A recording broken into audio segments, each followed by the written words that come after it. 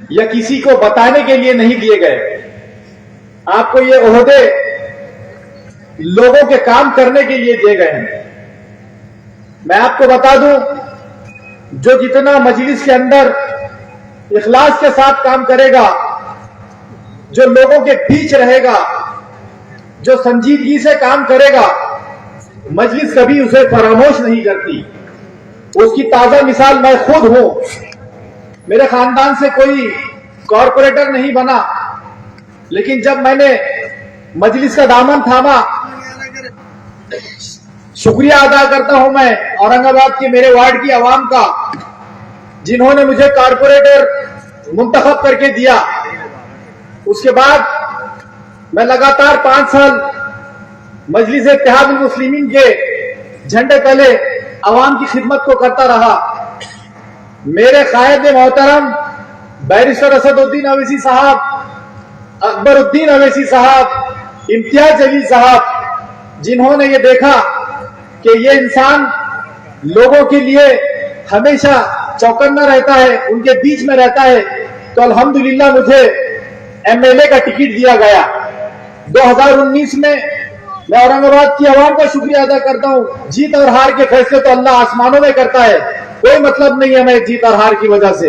लेकिन आज एक सियासी इनकलाब बरपा हुआ। 2019 में मुझे 70,000 के करीब वोट मिले। वही 2024 में फिर मुझे अपनी कारकर्दगी की वजह से दोबारा टिकट दिया गया। फिर 10,000 वोट ज्यादा होकर अल्हम्दुलिल्लाह 80,000 के करीब वोट मिले। दोस्तों, जीत और हार मजलिस के लिए कभी मायने नहीं रखती है। अभी कहा गया है कि ये जो आने वाला वक्त है, ये संजीदा होने का वक्त है। हम अगर अभी संजीदा नहीं हुए तो हमारी नस्लों को इसका भुगतान करना पड़ेगा।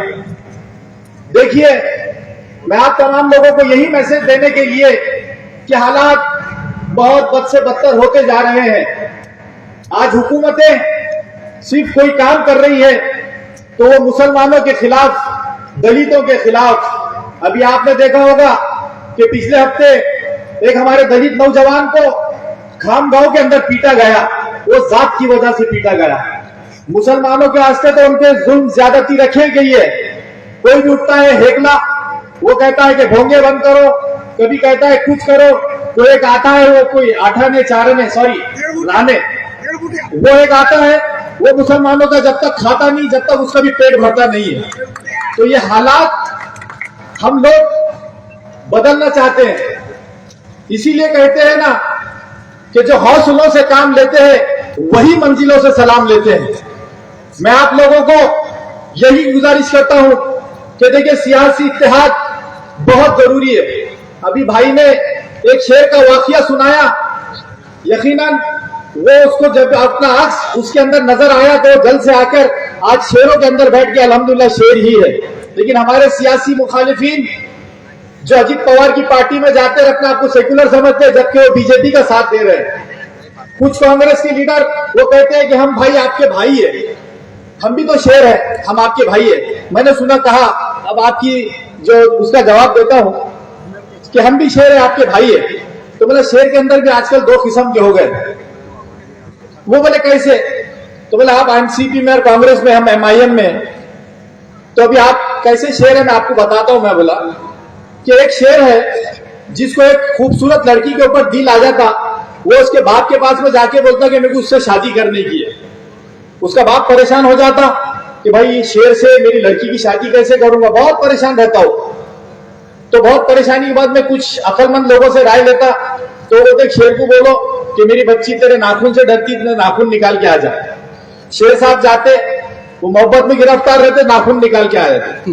अब दूसरी बार आते, देखो मैंने नाखून निकाल लिया, अब मेरी बच्ची से शादी कर दो आपकी। तो तुम्हारे दांतों से बहुत डरती हो, आप दांत भी निकाल के आ जाए। वो दांत निकाल के आ जाते उनके बाप के पास में। अब जब नाखून और दांत दोनों नहीं रहते तो उनका बाप निकालता डंडा। वो डंडा निकालता, कहेगा शेर ना नाखून है ना दांत है। तो हमारे एनसीपी और कांग्रेस में जो लीडरान है, ये बगैर नाखून और बगैर दांत के शेर आई। आपको अगर असल शेर अगर आपको कहीं तलाश करना है तो मजलिस इत्तेहादुल मुस्लिमीन में मिलेंगे इंशाअल्लाह। हमने औरंगाबाद में ये करके दिखाया। बहुत अच्छे अच्छे बाल खा के गए कि हम मुसलमानों को ऐसा करेंगे, हम मुसलमानों के साथ वैसा करेंगे। अरे किसी के माने नहीं चाहिए हो तो मुसलमानों के ऊपर हाथ उठाकर देखेंगे इंसान। आप आगे देखो जैसे जैसे हमारी मजलिस की ताकत बढ़ेगी इंशाअल्लाह इन तमाम लोगों को जवाब दिया जाएगा। ये पुलिस का रवैया आप देख रहे हैं कि जब भी कोई गवर्नमेंट बनती है, सेकुलर गवर्नमेंट बन रही तो पुलिस सेकुलर हो जा रही, अब कम्युनल गवर्नमेंट बनी है तो पुलिस भी कम्युनल हो गई। उनके भी एक अलग रवैये चल रहे। अदालतों से देखें तो फैसले कैसे कैसे आ रहे हैं। तो भाइयों ये बहुत संजीदा होने का वक्त है। अगर हम सियासी तौर पर अगर मुत्तहिद नहीं हुए, मुझे बड़ी खुशी हो रही है कि यहाँ पे नौजवानों के जोश के साथ हमारे यहाँ पे बुजुर्ग बैठे, उलमाए किराम बैठे, उनका होश भी हमारे साथ में, ये काबिल मुबारकबाद है। इंशाअल्लाह ये जोश और ये होश ये मजलिस को 7वें आसमान पर लेके जाएगा और मजलिस इत्तेहादुल मुस्लिमीन जब दहाड़ेगी तो इंशाअल्लाह महाराष्ट्र के अंदर ये 8 आने, 4 आने, नारायण राणे और कौन कौन से आते फिर आ जाओ बोलेंगे इंशाअल्लाह ताला। लेकिन आप लोग बराए मेहरबानी मत आओ ये लोगों के बातों में कि क्या कर लेंगे, इतने लोग हैं उतने लोग हैं। देखिए आप लोगों को मैं बात बताना चाहता हूं, जिस दिन आप लोग परभनी में हमेशा तो रहते हैं, बहुत सारे लोग कहते हैं कि यहाँ पे जो तो गरीबी है, हम तो पैसे देके वोट देते हैं। देखिए आपके पास ऑप्शन नहीं था, पैसा कोई चीज नहीं थी आप लोगों के लिए, लेकिन आपकी गैरत मुझे मालूम है कि आज भी जिंदा है और आगे भी जिंदा रहेगी इंशाअल्लाह ताला। इसलिए परभनी की आवाम जब भी मजलिस इत्तेहादुल मुस्लिमीन आप तमाम लोगों को आवाज देगी, एक झंडा तले जमा हो जाओ तो आप लोग इंशाअल्लाह ताला जमा होंगे।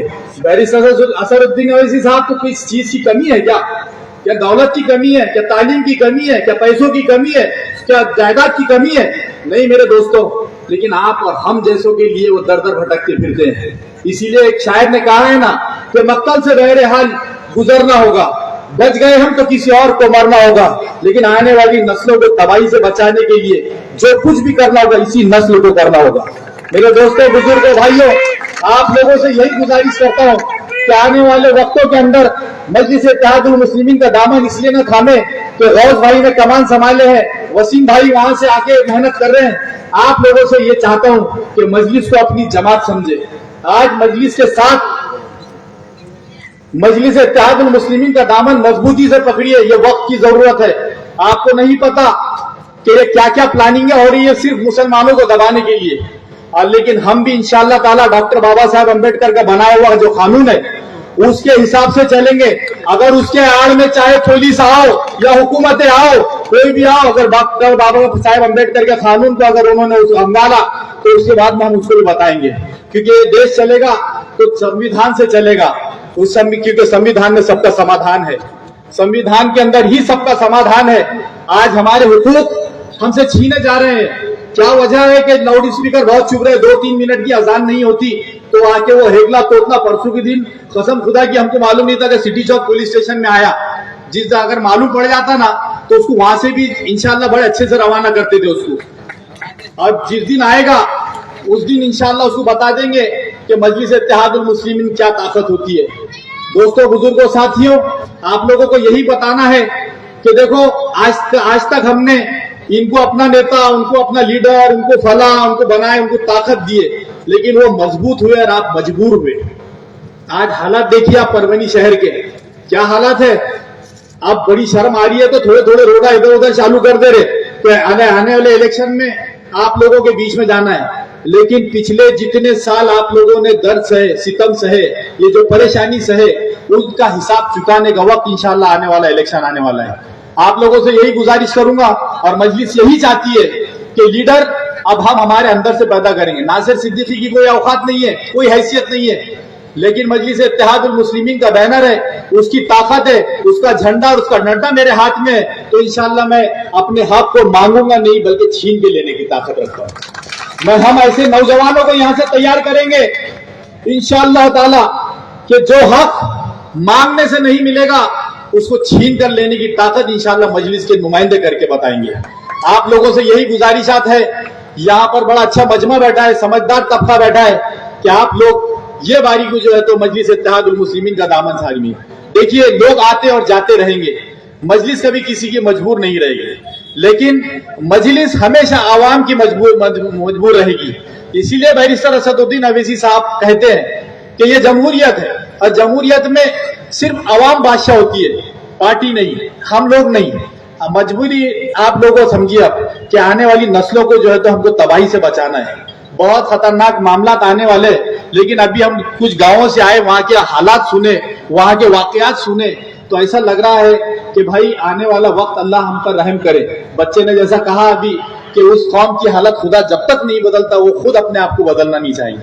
तो आज आप ये तय कर लीजिए कि आज हम हमारे हालात को बदलेंगे। और देखिए अल्लाह ताला ने जमीन के ऊपर एक सियासत वाहिद रास्ता रखा है जो आपके मसाइल का हल है। आप अपने मसाइल को जैसे ऐवानों के अंदर इन्होंने अपने बाप की जागीर समझ रखी है, हर कॉन्स्टिट्यूएंसी को तोड़ा गया है, आपके वोटों की तादाद कम की गई है। आज इन्होंने ईवीएम के ऊपर जो है तो घोटाले करके जो तो ऐवानों में बैठे हैं और आज जो है तो हम लोग मजबूरी की जिंदगी गुजार रहे हैं। लेकिन जब तक ऐवानों में हम इनके साथ में नहीं बैठेंगे तो जब तक जो है तो बात जमने वाली नहीं है। आप कितने भी बातें कर लीजिए, आप चबूतरों के ऊपर बैठकर, होटलों के अंदर बैठ के रोने रो लीजिए, आप घरों के अंदर दुखड़े रो लीजिए, आप कुछ होने वाला नहीं है। जब तक आपके नुमाइंदे यहाँ की कारपोरेशन में नहीं पहुंचेंगे, असेंबली में नहीं पहुंचेंगे, पार्लियामेंट में नहीं पहुंचेंगे, जब तक बात बनने वाली नहीं है। देखिए दोस्तों, अल्लाह ताला ने हमको भी अकल सलीम दिया है, आप उसका इस्तेमाल कीजिए। और ये जो दलाल अब यहाँ से शुरू हो जाएंगे, क्योंकि उनको पता है कि परभनी का माहौल किस तरह बदल रहा है दिन ब दिन, क्योंकि यहाँ का नौजवान जाग गया और जो हमारे उलमाए किराम जो होशमंद लोग हैं वो भी मजलिस का साथ देने के लिए तैयार है।